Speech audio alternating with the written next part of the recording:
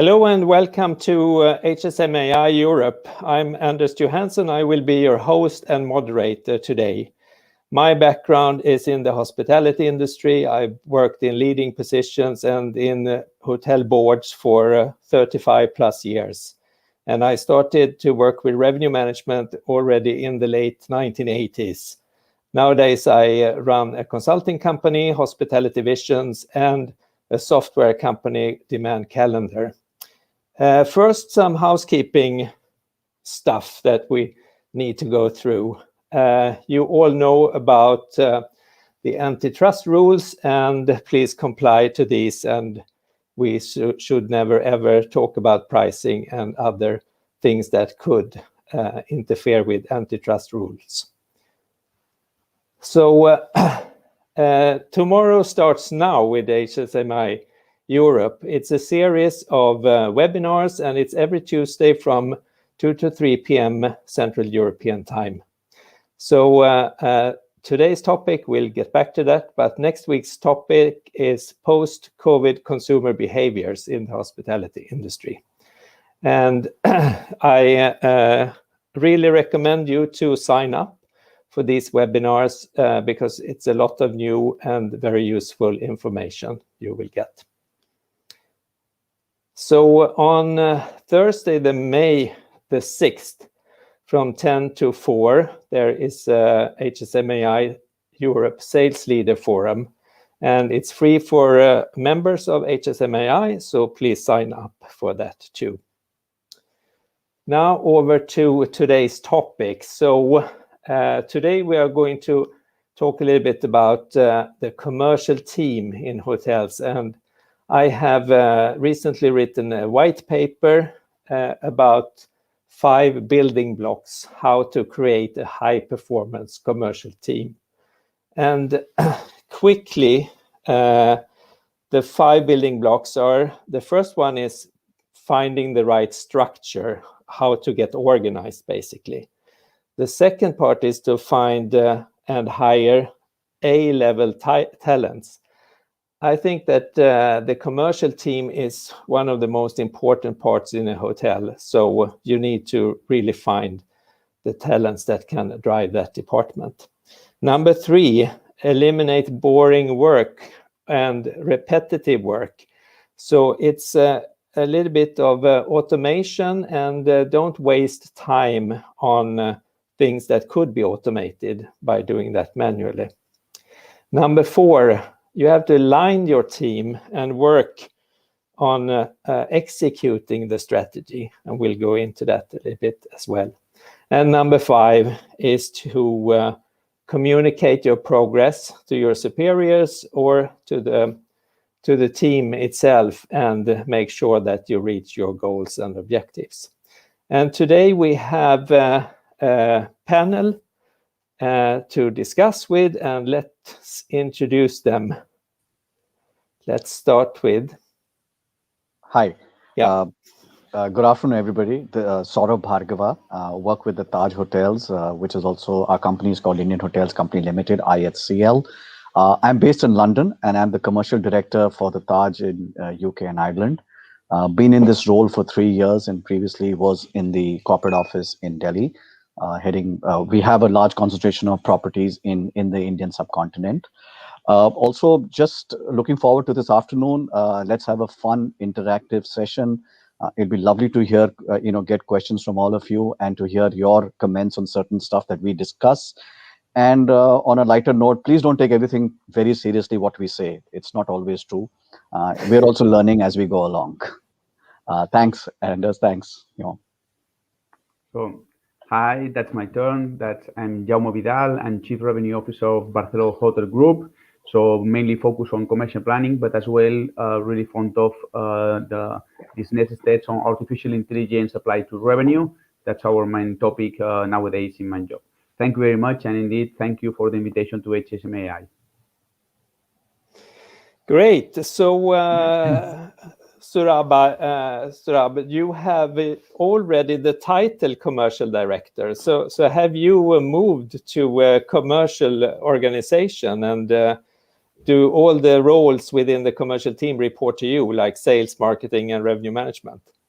Yes. So traditionally, we are a 115-year-old company. We never had a commercial department till 2018.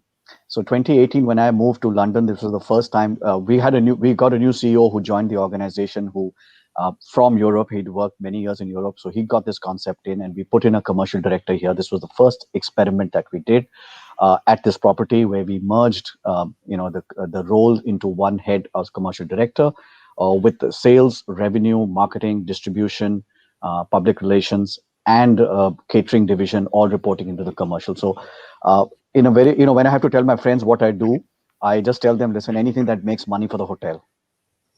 So that's what my responsibility is, growing the top line, with obviously looking at the bottom line also. We cannot only look at the top line.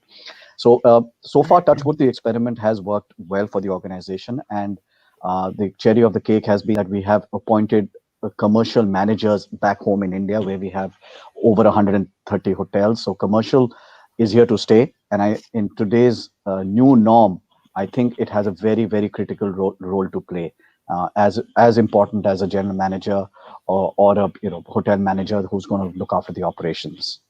Mm-hmm. So what about in Barcelo Hotel Group? Are you also organized around the commercial team, or do you have?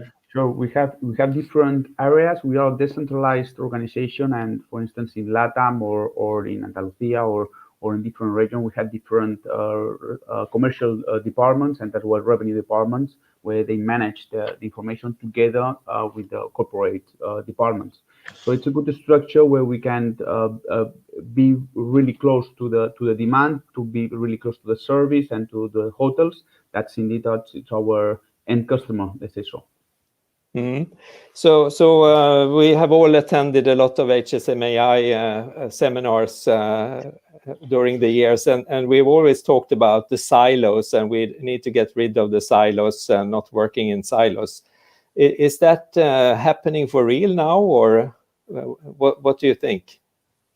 Okay, I think the need of the hour, if we want to survive as individuals and we want the business to survive, we have to break the silos. There is no way that we can succeed or survive in the market without working as a team or working with each other.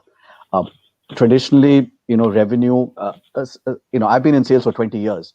So the easiest answer I would give a client why I can't give a particular price is because my revenue director is not giving it to me. Pass the blame on to the revenue guy. But that's, in today's world, you cannot do that. You are the salesperson, you are the revenue person, you are the distribution person, you are the marketing person. So if the silos have been broken, and I'm seeing that across many organizations, not only Taj or IHCL, I'm sure even in the Barcelona group and other larger chains or even individual hotels, it has to be complete teamwork, and that's the only thing that works is teamwork today. If that doesn't happen, we will not be able to satisfy the limited demand that is there in the market and go to the customer in time with solutions and options. Yeah.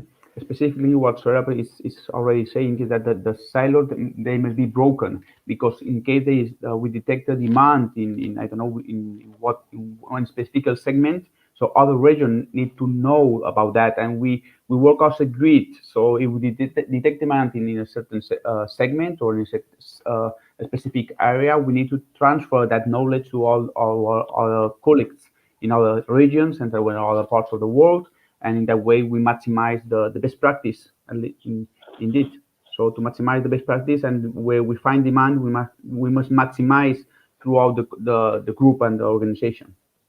So do you think that, when you talk about silos, you also sort of associate that to specialists and deep knowledge in the silo?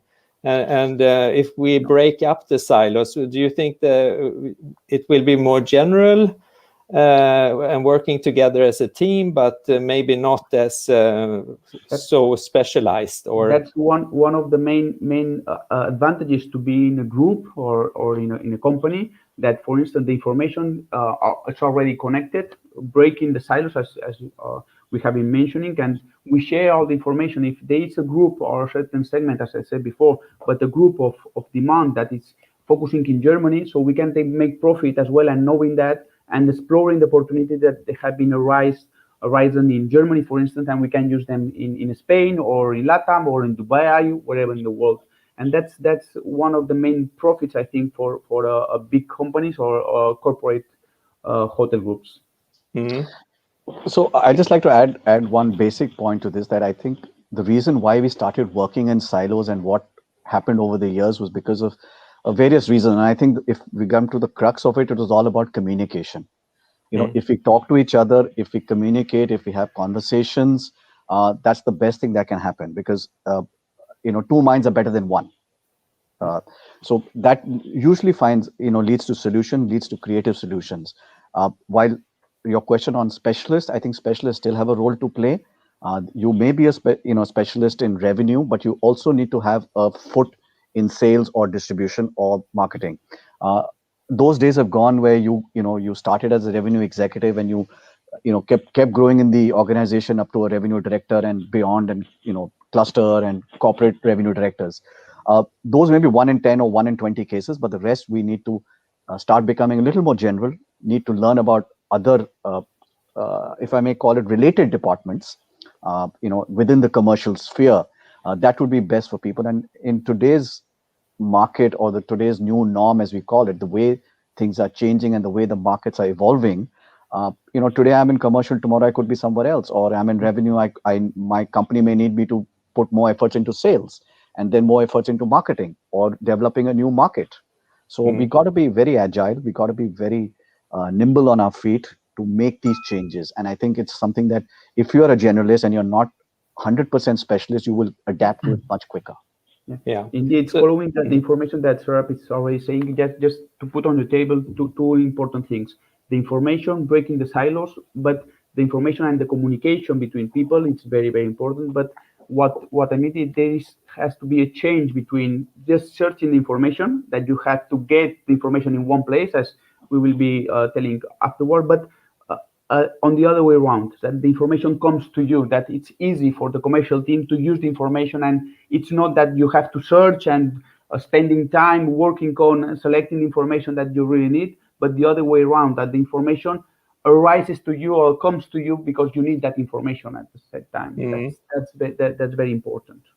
Yeah. So you are super lucky because you are a group of hotels and you have all the resources that you could ever wish for, compared to an independent hotel. So in independent hotels, do you think the experts will be within the hotel, or do they have to buy expert knowledge from outsourced or consultants or something like that? What do you see if you have an... About having many resources, you are talking about Saurabh, not Barcelona. Everyone maybe not for now, but or everyone is in COVID crisis nowadays. So, but the very important thing is that it's very difficult, and it's very important, the talent to have and retain and to gain talent every day. The future is about talent. It's about the ideas. It's about braining and knowledge. But indeed, it's very important to keep that, and most of them we try to maintain it in the organization. But the independent hotel, they have their knowledge, they have their experts, but maybe in another level. So I would, if running an independent hotel, depending on the size, location, and brand, or there are some amazing independent iconic hotels across the world which are known by just their name and they sell on their own. I would kind of make a hybrid model of having certain commercial functions in-house and certain outsourced, because the way technology is changing in today's world, by the time you invest in technology today, it has changed in 6 months, and it's got better. It's got better. There are more versions, better, softwares. So I would do a hybrid structure where I would outsource some part of it to the super experts whose business is to do this, and some I'll keep in-house, which is under my control, so that I can make the short tactical stuff locally, while long strategic terms and strategic plans we will build with this external partner. Completely agree. I think that's your core information, your core business. So you have to keep it retained inside, and you have to externalize what you don't need. For instance, as we were talking about Anders, so we ourselves, we decided to create our artificial intelligence because we thought that our knowledge was bigger and it wasn't in the market. So we wanted to keep it our core, and that's why we hired just external artificial intelligence, some technology in order to adapt to that information. Others, as individual, they don't have that expertise, and they have to hire it as Saurabh is saying, on externally. So a lot of companies are talking now about remote work and work from anywhere. Do you think that will happen in hotel commercial teams as well, that you have some people working from home or from somewhere else, or is it still based on the hotel or hotel group? Okay, my opinion on this is that I think if you're in the commercial function, you need to be on property or in office, because it is very important to, as I was saying about communication within people. Not that I'm saying that technology doesn't enable communication. There's Zoom, there's meetings, there's Teams, everything is happening. But I think face-to-face interaction cannot be taken away long term. That is very important, especially people who are going to be customer facing in their roles in future. As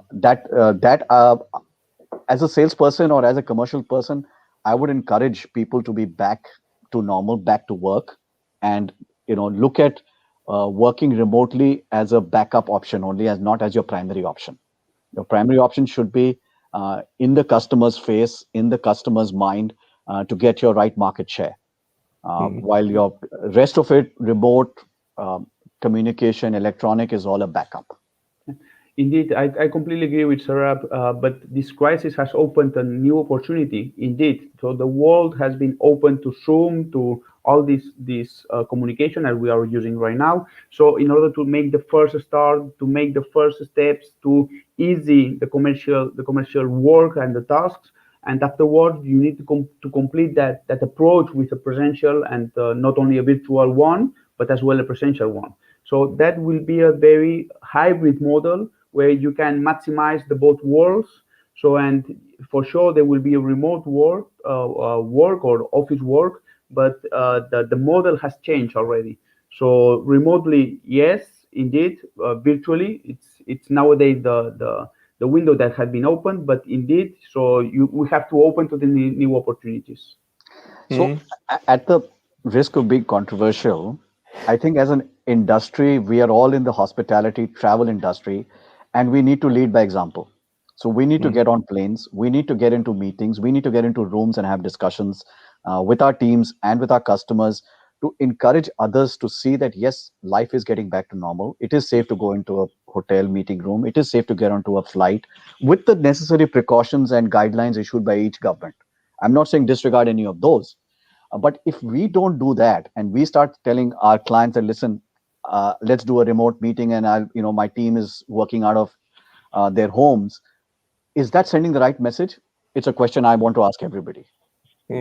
I totally agree with you. We have to be a role model in this in order to restart the industry. Let's move over to talents. How do we now a lot of hotel chains, they have had to furlough and maybe even lay off people, and I personally know a lot of revenue managers and other talents here in the Nordics, and they got new jobs in other industries, and some of them even doubled their pay. So are we going to get them back to the industry, or how should we go about finding the right talents? Yom, you want to take that first?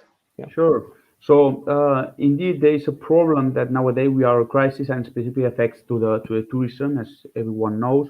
But I think that maybe not in the short term, but in the middle term, we have to work hard for them to be attractive and to make a place for the revenues, because we need the revenues to go back home, the place they belong. Okay, so I think it's a mix of two things, Anders. There is going to be talent drain, what we call, out of the industry. As you said, there are still opportunities in every other industry other than hospitality. Everybody's showing remarkable growth numbers and profits even over the pandemic, be it infrastructure, be it pharmaceuticals, be it online services, be it delivery services. They're all making money. Automobiles, from Tesla to Toyota to everybody else. So the only ones which are really badly hit is hospitality. And yes, we've lost talent, but we will be able to attract some of it back into the industry, because once a hotelier, always a hotelier. You miss that. And I think we have a great opportunity to build talent and develop talent in-house now. Right from the fresh interns who are coming in and the fresh graduates who are coming in. This is a great time to show them a beautiful job and a career in this industry, where they stay and they grow and they learn. And then you'll be able to train them and mold them in the way you want, as per your brand or as per the industry norms. So I think I would look at it as an opportunity to bring in fresh talent and to create a better talent pool as we go ahead. It may be short term, it will be painful for a couple of years, but then it'll even out, and then we will have brilliant talent back in the industry. And even today, when other industries look for talented people, they come to the hospitality industry to hire. So tough question. Apart from the commercial manager, who is the most crucial role in the commercial team to recover from the pandemic? Saurabh, this time for you. I think it would be the revenue head. Because the revenue head wears a very large hat in terms of looking at historical performance, looking at current performance, and forecasting future performance. So that becomes a very critical role, and the revenue manager is the kind of if I use the traffic light, the red, green, amber, for the property on where we are heading. Based on what the revenue manager says in terms of future forecasting, hotels will start budgeting and spending money. Your expense budgets need to go as per your forecast. So that becomes a very critical role in this period of recovery and revival of the property or the chain. So in my vote would go to the revenue manager. So Jomi, what do you think? As my background, I completely highlight the word revenue, as Saurabh is saying. So completely agree. The point is that from my point of view, a different one, as Saurabh was talking about. So the revenue has to coordinate and has the role to coordinate the sales team and as well the marketing team regarding how much can cheap price can be or expensive price, but specifically nowadays. So how we can even less lost and we can manage this information about the pricing and how much do we spend and all the information. I think it's critical nowadays to manage all the data and the information, and just to extend a little bit more with the constraints that we have nowadays, that without historical data, without knowledge that we can apply to this current moment. So it's very difficult. But indeed, although all the situation, I still think that the revenue are a key player to move forward from this crisis. So just one thing I wanted to add on a slightly lighter note is that I've forgotten. I don't want to mention the name of the company, but there is a hotel chain in the Nordics which has changed the name of their chief revenue officer to chief profit officer. I think is very vital, and it sends the right message out to everybody in that team, in the profit team. It's profit watch eventually. We are all in business. It's not a charity anybody is running. We may be charitable for a few months, but eventually the owner or the CEO is going to say, where's the profit? What are we making by doing this business? So I think that evolving of the revenue officer is happening and will happen as we go along. So everybody is talking about the leisure business is coming back first, and then slowly business travel, and then meeting and events. What about the role of marketing? Is that being more important now in the short term in terms of creating campaigns and packages and distribute those? Or is that more like something for the revenue manager? No, I think marketing's role is very important to create the promotion, create the package, and also then the revenue steps in and sales steps in for distribution, because distribution is a key. We all have amazing packages. We all have amazing ideas on how to, what do we need to give to the customer, but how do we distribute it? With the various guidelines across Europe of GDPR and, other laws that are there, it becomes a little difficult to attract the new customer. You may have your own database, and whoever has it's like big data. Data is going to be king as we go along. So whoever has the best data and best data management systems will be the first winner. Coming back to what you were saying on terms of leisure, yes, completely leisure is going to hopefully lead the revival back. It's going to be local leisure. It's going to be within country first, then within the region, then within the continent, and then transcontinental leisure. As we were just mentioning, I think 7-8 minutes ago, about how technology has taken over virtual meetings, virtual discussions. So corporates have learned to live with that over the last 15 months. So to expect a consulting firm to come into London and book 20 rooms and take a meeting room for 3 days, unlikely. They may take a hybrid event, 5 rooms and a 1-day meeting. I mean, that's hopeful, and we're hoping that happens. So it is going to be leisure. So and to attract the new leisure customer who we've not focused on in all these years, because we were always focusing on our traditional markets, we need to have the marketing team drive that on what are the new demographics of people who are traveling, where are they traveling from, what are their needs, are they families traveling, are they couples traveling, are they celebrations? So what do we need to package and promote to each segment? So there a lot of that marketing acumen will play a major role for recoveries. Yeah, let's move into systems a little bit. And when I wrote the white paper, I put together an illustration, and I found more than 60 different systems that are currently used in hotels. And I guess that some, maybe few hotels, they have all 60 systems. But how many systems do you actually need in a hotel? Do you need 60 different systems? Many systems are so extremely specialized and focused on making one thing only, and there are not that many systems that can fix everything. So you still need few systems. Yeah. Indeed, Jomi, you are an expert on systems.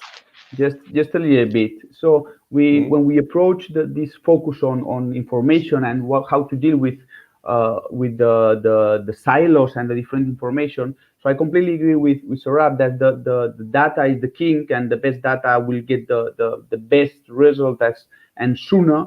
So we worked on specifically how to maximize all the profit of our knowledge. So we know that the company has grown on knowledge, and the knowledge is very important. And I think that technology must be a tool, not to an end itself.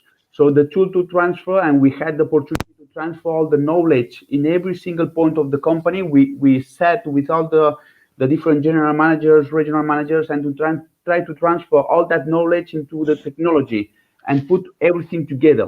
And that's it's seamless. I mean that it's very important that you have several technologies. That's right. That you can deal with a PMS or CRS or RMS or whatever you want to mention it. But everything must be, as you put in your white paper, all information in one place where you have to centralize, because it's not about having the information. It's maximizing the knowledge and the decision making that you do with that information. And what we did is just to extensively be more my argument, my point is that we put everything together in one place, one platform that we felt comfortable about it, and that we democratize all that access to all the decision makers in the company. And afterward, what we just need to do is to improve the decision making, and that's why So we put artificial intelligence, an algorithm that worked on trying to improve that information. But I don't want to transfer or to transmit the worry about that. AI, we have plenty of different systems. The main focus is that your knowledge is maximizing the profit that you are doing with that information. So do you collect food and beverage data, meeting data, spa data, all these kind of things to the same system as well, or is it more focused on rooms? We capture from the different systems, put everything together. So in order that we want to let everyone have access to that let's say data lake or that information in order to maximize. If you want to see, I don't know, the spa information, you've got it there. You want to the segment information, you've got it there. And in a platform, and nowadays technologically, that's not the problem. The problem, in order to maximize and got the most of the ROI of the technology, is to maximize your knowledge that you have already in the company. Okay, so I think one thing we need to, as hoteliers, take a call on. There is so much of information. Now, what is the must-have information and what's the good-to-have information to make decisions and to plan the way ahead? I think sometimes we get too involved in, because there's so much information, there's so many systems. As you said, there's 60 currently operating, and I promise you, every day in my email box, I get at least 5 emails telling me that there is a new technology. We will help you improve your sales. We'll help you improve your marketing. You just give us a call. So at least 5 every day. So we need to really be able to filter out what information we don't need. So there is information you need at a head of department level. You need information at an executive level, and then there is a top level information that you need, which should be available on a dashboard. So I think the opportunity is for someone to create a system that works across all departments of a property and consolidates that data in a very user-friendly way and presents it to the senior management to make the decisions going ahead, what we need to do, where we need to head, which markets are we following, which markets are we not following. So there we need to be very careful on information which is good to have, information we must have to make that call. And I also, there are the scary part is if you have too much of information, it sometimes leads to paralysis of making a decision because we keep over-analyzing that data. And when we over-analyze, we spend too much time and we keep reading new things into data. Data is the way you present it. You see the glass half empty or half full. It's the way you look at it. So we need to be, I think, extremely clear as decision makers on what data are we looking at and how are we going to interpret that data before we start experimenting with various systems and changing systems and adopting new ones, because everything is going to cost money and time. And time is very essential. As you rightly said in your paper, Anders, that it's more about training people and adopting a new system, the friction to that, rather than the spends that we need to make. Companies are happy to make investments. Owners are happy to make investments if it's going to improve the productivity of the team or the property. But it's the friction of the change that takes place in our mind, and we keep procrastinating those changes. Completely agree, Saurabh, with you about that. But the most important thing, just to highlight what I said before, is that for the algorithm, there will be a change in that point. So we will be decision makers indeed with information that we gather or that we produce ourselves from the systems, or that the algorithm is offering us. So that will be a main difference nowadays. The algorithm needs information, quality information, and structured information. So as many as you can get. So that's good. But there are information that you must have, and others that it's good to have. It's not the same. But everything within the system, within the algorithm, it's good to have. So as much as you can, because everything in your system has some impact on the profit. And nowadays, so the technology and the information needs to go through algorithm optimization or algorithm that can just offer us the results, and we have to make decision over that information. Okay. So one challenge is to train our employees to use the data and to understand the data. That's not that simple, because data is sort of not that available in an insight format or information format. It's more raw data. And what about that channel? How should we tackle that? How should we train them? Because it's not just anyone from the street can start to manage ideas, for example, or an advanced revenue management system. You need a specialist to do that. So I think for that, the critical part is learning on the job, because data is something that you're living. What you're living today will be data tomorrow. So the revenue manager or whoever's going to manage or read that data needs to really learn on the job. Unfortunately, there's no classroom training on data, on what to do, how to manage it. There are some basic templates that people use, but it's customized to each property, each brand, each chain. So those are the nuances that you will learn only while you're on the job, or you have a mentor who's going to teach you that. So I think the mentee system in revenue management or the commercial team is something that we should look at, where you have a mentor who will teach you the way data is to be interpreted, data is to be seen, or data has to be collected. Honestly, there is no simple answer to this one. It's a touch and go situation, honestly. I completely agree with Saurabh. So once more, the point is that specifically what you said in your white paper is that this coordination with the two teams, the revenue and the sales team, that it has to be maximized. Having the information of the different customers, having which is the ADR, which is the rates, how are they spending, and so on. The revenue can help quite a lot to the sales teams, and as well offering the information that you manage in the company in order to maximize the high performance commercial team, and what they task and what are the action that they need to follow. So as we were talking, this is a question to everybody in the audience. Please do put in the comments. It's like a poll. How many of you use data to make a decision, historical data to make a decision? Read the data, analyze it, then take a call on what to do or what the decision is, outcome, or make a decision with your gut and then look at the data to ratify that decision. Exactly. So I would love to know. I'm part of the latter half of. I may have a decision made in my mind, understanding a problem or an issue, and then I will ask my team to give me data to prove or to just justify my decision, if I may say that. But you can also change your mind if the data proves absolutely. Else. I'm never closed-minded, completely open-minded. I would say this is the way we should, but if data proves me wrong, why not? Absolutely. Yeah. Eventually it's the business and the customer that needs to win. It's not a battle I'm fighting, or it's not an ego battle.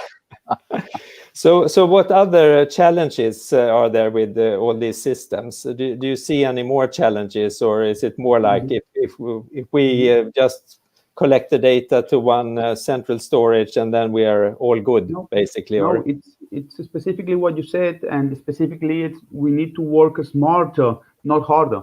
I mean, this collection of information must help us to work even better and in a more profitable way. So not in the hard way that you have to collect, okay, these guys are in prospect or in lead, so they are not interested, and so on. If you get the most of the information, the quality information about the commercial one, so your work will be maximized and you will be even more profitable in the sales team. Yeah, let's think about how to align the team. And now we probably have a good structure. We have the talents. We have the perfect systems. Now we need to start working and start to work towards our goals. How do we align the team? I proposed maybe some best practices around the guidelines, and also use meetings and use few but very efficient meetings to make sure that you align the team in the right direction. What's your practices in your hotels?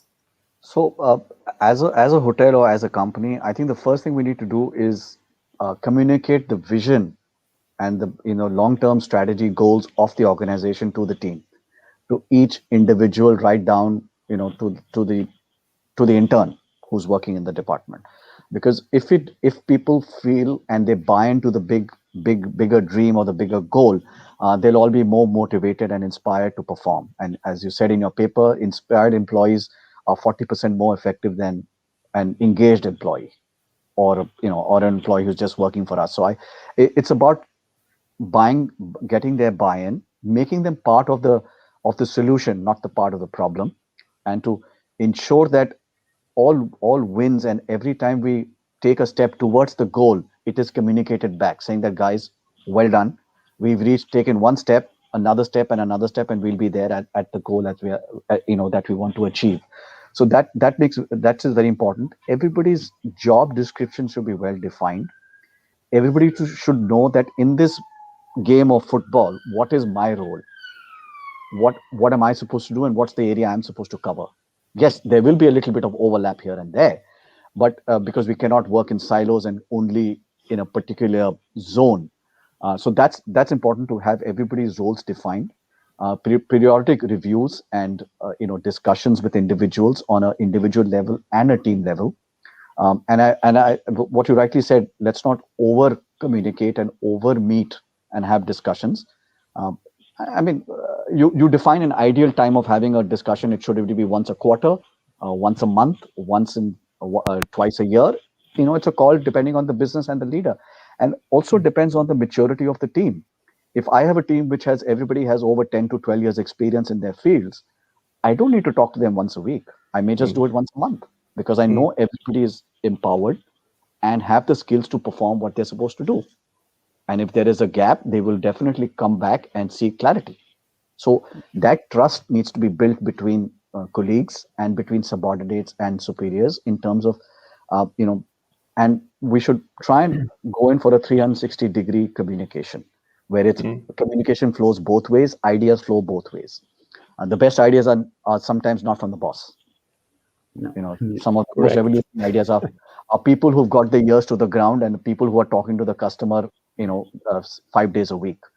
That's where the ideas come from. That's where the feedback comes from. That's where the most important information comes in from. So we should never stifle people who want to communicate. And if people have a difference of opinion, they must air it out in a very respectful way.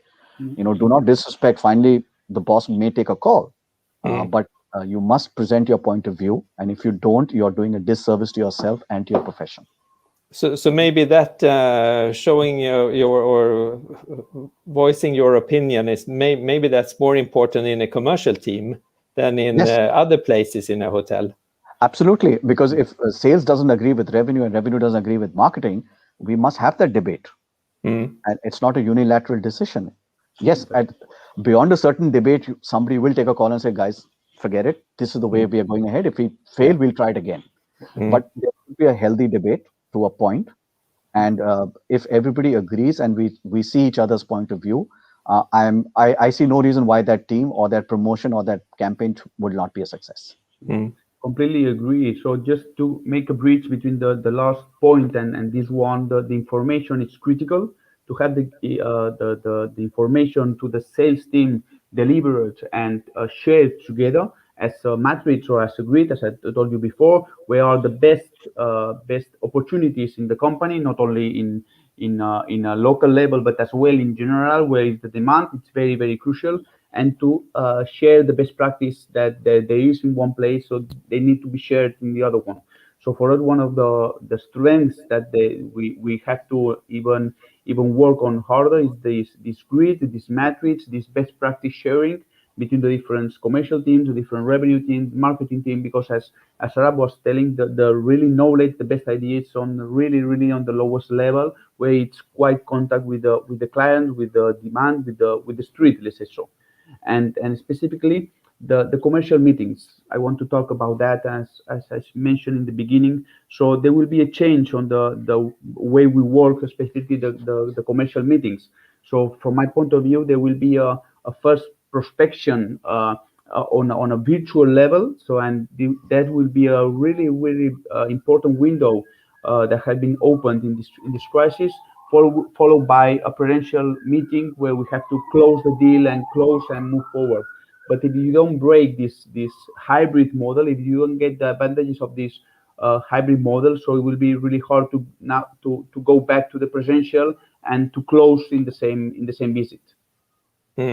So what about strategy? Do you have strategy meetings, and do you involve the top management in those as well, and have an aligned strategy for the whole, maybe whole hotel chain or each individual property, and how often do you revise that strategy? So there is a strategy which is at the organization level. There is a strategy which is at the hotel level, and in 99.9% of the cases, they are aligned with each other. There could be some discord sometimes, because demand and supply and season to off season varies. And in our case, we are a company which is headquartered in India. So India, the season time is October to February, where they are really busy, and that's our off season. So when we need all the strategy to increase demand at that time, they are only managing demand at that time because they have enough demand. So those kind of conflicts happen, but there is a strategy at the corporate, at the hotel level, and strategies usually do not change very often. You would do it once a year in a normal year if you have to, and that would again be based on forecasting and market conditions for your local market at that moment of time. But in the new norm and the new post-COVID era, I see strategies changing every quarter. What we planned, what we planned today may not be good for July, and what we plan in July may not be good for October. So the way the world is moving, it's so dynamic. The way this virus is spreading, the way the governments are reacting, both state level, federal level, national level. There are too many variables in our business right now. We are eventually depending on planes to bring in customers. Now, if planes are not in the air, where will the customers come from? So it's all interrelated, and one change, one knob or one clock changes somewhere in the globe, we need to realign our strategy. So these are, as I was mentioning earlier, these are very strange times. We need to be nimble and agile to keep changing and adapting to the new norm. For at least, and for the next 2 years, strategy will be maybe quarterly, and then hopefully we'll go back to biannually and then annual strategies again. But you're not changing like your 5-star hotel chain. That is still the same, and those overall strategies is still the same. The vision and the mission remains, but I think what we need to do is change tactics to see short-term, survival, then the revival, and then in a few years the thriving of the business again. So we've actually in our company named it as the survival phase, which was almost over but has come back. Then is the revival stage, and then the thrival stage, where we will start growing again exponentially. I agree one more with Saurabh, but I would like to add that there is as well a market strategy. So it depends on the flights, as you said, but we have a corporate level or regional level, hotel level, but as well market level, the origin or the origin of the demand level. So and we adapt that just on the clock, as Saurabh was saying, just if the Canadian market is opening again, we adapt to that demand and trying to make efforts, but until then, so we just have to sit and wait if the Canadian market is closed, so we can do anything, or the German one, so it's stopping or it's closing the frontiers, and so on, the French one, so we have to adapt on the short term, really tactical strategies, or really tactic. Did any of you close any hotels during the pandemic, or? Sure. By free will, or maybe it was mandatory in some places? So London was mandatory to close. We had to shut doors on 23rd of March, and we were allowed to open on 4th of July. Yeah. So 2.5, 3 months we were shut as per the law. Yeah. But after that, from 4th of July, we've been open. We've seen trickles of business happening, very little. But I think it's our, as I was mentioning earlier, it is our responsibility to the industry and to the community that we are back in business. Yes, we are not going to make money this year, but to show our long-term commitment to our employees and to our customers, we want to stay open till the law allows us to open. Yeah. But if there is a change in guideline from the government, so be it. We don't have a choice then. We adapt to the law as when they and the restriction that the government is telling us, and that's quite fair for us at the industry, the whole industry. And we adapt to the demand. If there is demand, we we carry on opening or reopening the hotels. But they are really high level of people wanting to go back and opening, and it's somehow a party when we reopen one new hotel. So for us, it's winning a little battle, not the war, maybe not the war this year. We will lose something in the way, but we are winning some battles, and that's very important to keep the spirit. Yeah, I mean, all hotels are actually celebrating it as reopenings. It's like launching a new property because business is zero. So you're really building from room 1 to room 200 or whatever the inventory is. So it's like launching a new property. It's been a great learning for many of us. Yeah, and that's a good excuse to celebrate a little bit when you reopen. Yeah, so absolutely. Perfect. Absolutely. Let's go to the fifth building block, which is reporting and reporting as a way to gain insights about your business and maybe adjust strategy or tactics, but also to communicate progress to top management, that you really want to show that we as the commercial team, we are doing a great job. Look at these reports. We have we are now reaching our goals. So is that reporting has always been a struggle. It takes forever to compile the reports. Consolidate reports is even more difficult, and so on. What's your take on that? So on our basis, sorry, just I taking this. Sure. So our basis, we have a CRM, and there is the information that can be managed and structured, and everyone can have access to that information. And it's very important to transfer that knowledge, that information, because not only once you can that yourself as commercial you can gain that profit of the contact and the information, but several times you can get the information, get some use to that information. So we have a CRM, and we work on that. But do you also get like a revenue reporting and P&L reporting and all these kind of things, or maybe from a commercial perspective, it's probably more revenue reporting and not only the CRM, but and what the sales team has been doing. That's in the CRM. Yeah. And another side, you have the revenue reports, and they go together to the general management, and that's how it works. So you have an AI thinking. So do you have any? We built our own an in-house AI. Indeed. So do you have any secrets that you would like to share that the AI puts together the reporting and shows insights that nobody else can have figured out yet? No, our target with artificial intelligence is the AI does as good as another revenue, so in the market, but different or slightly differences between a revenue and artificial intelligence. We call it INET. INET doesn't have a heart, and the human one, yes, or guts. And as Saurabh was saying, it's very important nowadays. Without now, we will turn into a cookie-less world, and it will be a non-historical world in nowadays, as we are nowadays. So artificial intelligence is a little bit difficult because it doesn't have so much historical data. But indeed, what I wanted to say is that we build our own artificial intelligence just to do as good as the human can do. Yeah, Saurabh, what's your take on reporting? So I think it's very relevant in this day and age.